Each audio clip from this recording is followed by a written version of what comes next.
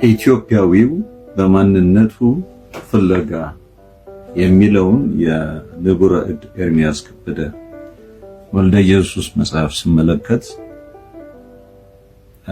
ምዕራፍ 3 ኢትዮጵያዊነት ይላል 103 ላይ ኢትዮጵያዊው በማንነቱ ፍለጋ የሚለውን መጽሐፍ ስመለከት ኢትዮጵያዊ ነኝ አንደር ኮቴሽን ማለት ነው ማለት ለምን እንደሚያኮራና እንደሚያስመካ ጥሩና እውነተኛው ኢትዮጵያዊ ይኸው ኢትዮጵያዊነቱ በልቦናው ላይ ስለተጻፈ ያውቀዋል። ለማያውቀው ግን ለማሳወቅ በሰው አቅም ያዳግታል።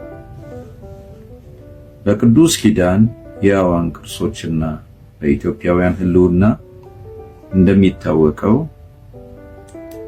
ኢትዮጵያዊነት ከሶስቱ የኖህ ልጆች ዘሮች ማለትም ከነገደ ካም፣ ከነገደ ሴምና ከነገደ ያፌት ውህደት የተገኘ ከእግዚአብሔርም ጋር በቃል ኪዳን የተሳሰረ የመልከ ጼዴቅን ሰውነት ግንድ ያደረገ የማንነት መታወቂያ ነው። በዚህ የኢትዮጵያዊ ዘር የእግዚአብሔር ልጅ ኢየሱስ ክርስቶስ ሰው ሆኖ ከሰዎች ልቦና ስስትን፣ ዘረኝነትና እብሪትን አስወግዶ ቤተ ሕዝብን፣ ቤተ ክህነትን፣ ቤተ ምልክናንን እንደ ሥጋ ነፍስና መንፈስ አዋህዶ የእግዚአብሔርን መንግስት በምድር ላይ ስለመሰረተ በኮቴሽን ኢትዮጵያዊነት ይህን ሕያው የሆነ መለኮታዊ ዓላማ ከፍጻሜ የሚያደርስ እምነት ነው። አሁንም በትምህርተ ጥቅስ ኢትዮጵያዊ የሚለው ስም በተለያዩ ቋንቋዎች ማለትም በዕብራይስጥ ኩሽ፣ በአረብኛ ካበሽ ወይም ደግሞ አቢሲኒያ ይሉታል።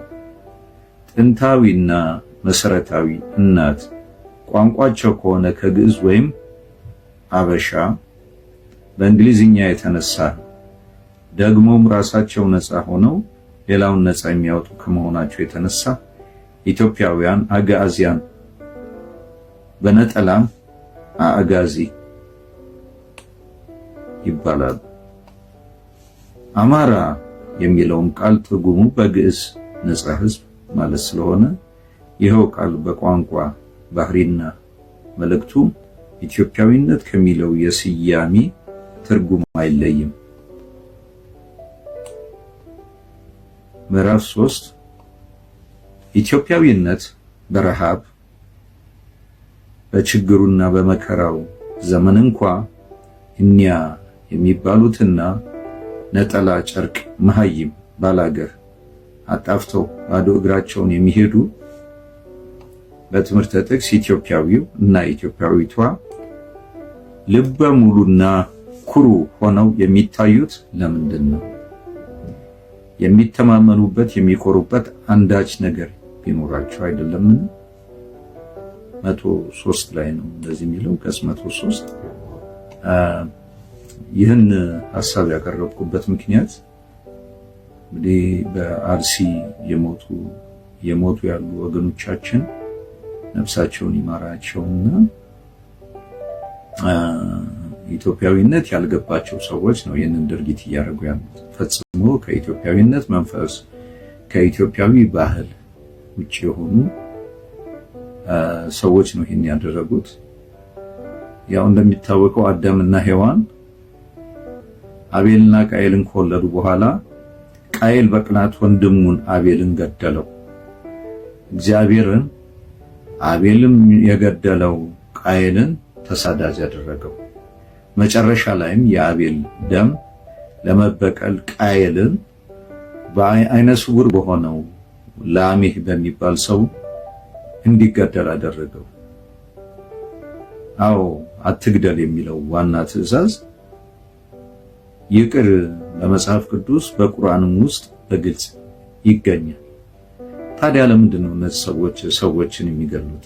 ሰዎችን አስገድደው ወደማይፈልጉት የራሳቸው ወዳልሆነ እምነት የሚጨምሩት ወይም የሚከቱት? እስቲ የተወሰኑትን ከቁርአን እንመልከት። ሱራ አል-ኢስራ ወይም ደግሞ ባኒ በቅንፍ ባኒ እስራኤል ምዕራፍ 17 በተለይ ግጥሙ 33 ላይ ይገኛል። ሱራ አል-አናም 651ን ብንመለከትም በተመሳሳይ ይሰጠናል።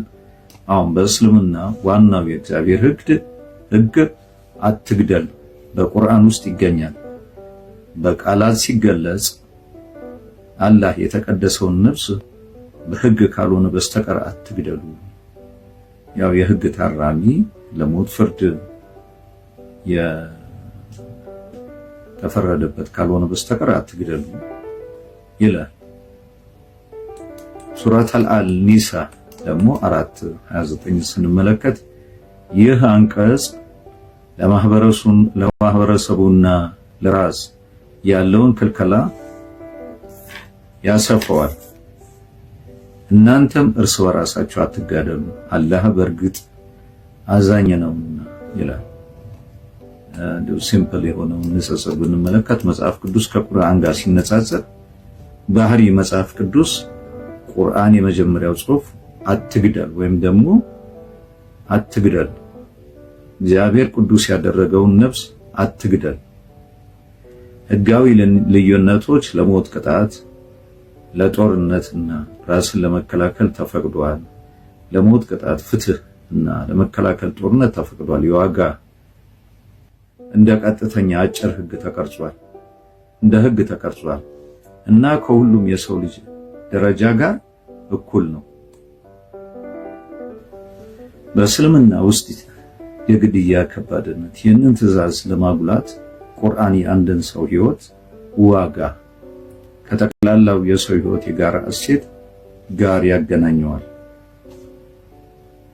መግደል እንደሌለበት ነው የሚነግረው። በሱረቱል ማዕዳ 5:32 ውስጥ ስንመለከት ደግሞ ጽሑፉ ነፍስን የገደለ ሁሉ የሰው ልጅ ሙሉ በሙሉ እንደገደለ ነው ይላል እና በተቃራኒው አንድ ሕይወት ማዳን የሰው ልጅ ሁሉ ከማዳን ጋር እኩል ነው ይላል። ታዲያ እነዚህ ሰዎች ከየት አምጥተው ነው እኛ ጽድቅን እናገኛለን አንድ ካፊር በገደልን ቁጥር የሚሉት?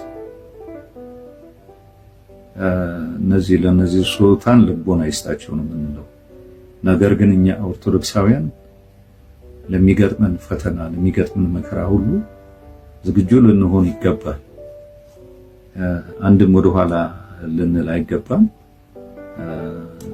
ከዚህ ንግግሬ በኋላ ያለውን እስቲ ይህንን የነዚህ ሰዎች መልስ እንመልከት።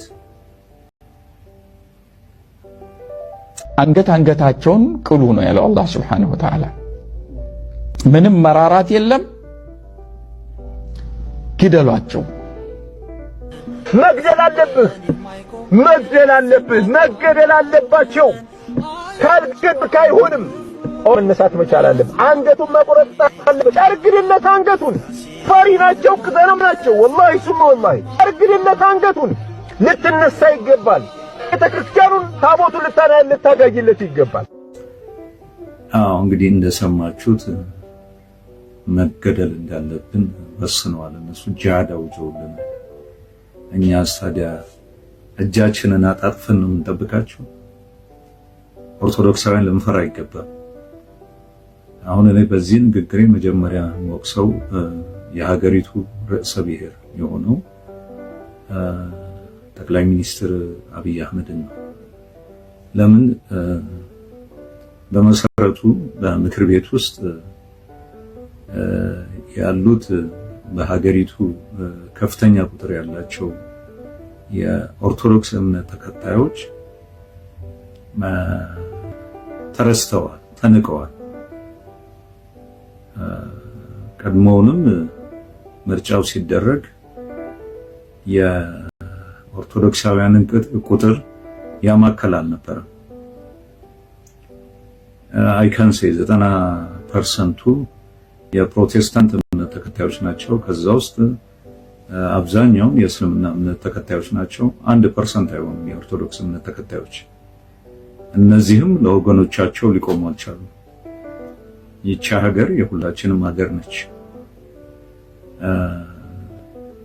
እዚች ሀገር ላይ አንድ የእንጀራ ልጅ አንድ የቤት ልጅ የሚባል ነገር የለም። ትዕግስታችን ሊያበቃ ይገባል። እስካሁን ታግሰናል። የአባቶቻችንን ትዕዛዝ ነው የምንጠብቀው። ካሁን ወዲህ ማንም ኦርቶዶክሳዊ ያለ ምክንያት ሊገደል አይገባም። በግላጭ መቃወም ይገባናል። ይህንን ድርጊት እናወግዘው ይገባል። ለዓለም አቀፍ ድርጅቶች ማሳወቅ አለብን። ለአምነስቲ ኢንተርናሽናል፣ ለዩኤን፣ ለአፍሪካ ዩኒቲ፣ የተለያዩ ግብረሰናይ ድርጅቶች ያለብንን በደላችን ሁሉ እንዲሁም ለኦርቶዶክስ እምነት ተከታይ ለሆኑ አሃት አብያተ ክርስቲያናት ልናሳውቅ ይገባናል። ትዕግስታችን እስከ መቼ ይቀጥላል? ዛሬ በወለጋ በአርሲ የተደረገ ያለው ድርጊት ነገ ጠዋት እኛ ዘንድ ላለመምጣቱ ምንም ዋስትና የለንም። ብንኖርም ለሱ ነው፣ ብንሞትም ለሱ ነው። ጌታችን መድኃኒታችን ኢየሱስ ክርስቶስ በሰው ፊት የሚመሰክርልኝ እኔ ደግሞ በሰማይ ላይ ባለው አባቴ ፊት እመሰክርለታለሁ ብሏልና ውድ ኦርቶዶክሳውያን ወንድሞች እህቶች፣ ሞት ልንፈራት አይገባም። ኃጢአትን ነው ልንፈራው የሚገባው። የወገኖቻችን ሞት ነገ በእኛ ላይ ነውና ተባብረን ቤተክርስቲያናችንን አባቶቻችንን ልንጠብቅ ይገባል። ቤተክርስቲያን አብያተ ክርስቲያናቱ እየተቃጠሉ ምዕመናኑ እየተገደሉ እንደጉድ የሀገሪቱ ርዕሰ ብሔር ድምፅ አለመሆን፣ ድምፅ አለማሰማት ምን ይባላል? ይሄ ንቀት ነው። እኔ እንደማየው ንቀት ነው ብዬ የምናገረው። አጠቃላይ ያለ ፍርሃት እናገረው። አሁንም የምትሰማ ከሆነ የምታዳምጥ ከሆነ ለህዝቡ ከለላ መስጠት ይገባል። ህዝቡን በስርዓት ያለርሎ ልትመራው ይገባል። በዚህ በአሁኑ ምርጫም በእርግጥ እኔ ዳታው የለኝም፣ አላውቀውም ምን ያህል ፐርሰንት እንዳለ ከ60 ሚሊዮን በትንሹ ከ50 እስከ 60 ሚሊዮን የሚሆኑ ኦርቶዶክሳውያን አሉ፣ እኔንም ጨምሮ እኛን የሚወክሉ ሰዎች በፓርላማ ውስጥ ገብተው በኤኒ ሚንስ መገኘት መቻል አለባቸው። መዳኘት የምንችለው በእነሱ ነው። በእምነትም አንገናኝም። ከዚህ ከብልጽግና ጋር የተያያዘ እጅግ አስቸጋሪ ነው። የብልጽግና ፓርቲ እምነት ነው የሚሉ ሰዎች አሉ። በአንዳንድ ባገኘሁትም ጽሑፍ ብልጽግና በራሱ ፕሮስፐሪቲ እምነት ነው። የዚህ እምነት ሞቶ ፒስ ሄልስ ዌልዝ ነው የሚለው። ከበደ ይሙት ተሰማ ይሙት ማን ይሙት they don't care። ስለዚህ እያንዳንዱ ኢትዮጵያዊ ይህን ተረድቶ የዓለም ሕዝብ ሁሉ ይህንን ተረድተው ሊረዱን ይገባል። ያለ ምክንያት ማንም ሰው ሊሞት አይገባም። እግዚአብሔር አምላክ የሰጠውን ምድር ላይ የመኖር ጊዜውን ማንም ሊቀጥፈው አይገባም። ሊናገረውም ሊሰድበውም ሊያስረውም አይገባም። በነፃነት ሊናገር ይገባል። ይብቃል። ውድ ኢትዮጵያውያን ወገኖቼ፣ ምናልባት አላቅም ከዚህ ንግግር በኋላ የሚገጥመኝን ነገር አላውቅምና ይሄ የኔ ድምጽ ለዓለም ሁሉ ሼር አድርጎ ሁሉም ሰው ሊያውቀው ይገባል። እኔም እንደ አንድ ኢትዮጵያዊነት የኦርቶዶክስ እምነት ተከታይነቴ የወንድሞቼን ሞት እቃወማለሁ። መግደል ይብቃ። በአርሲ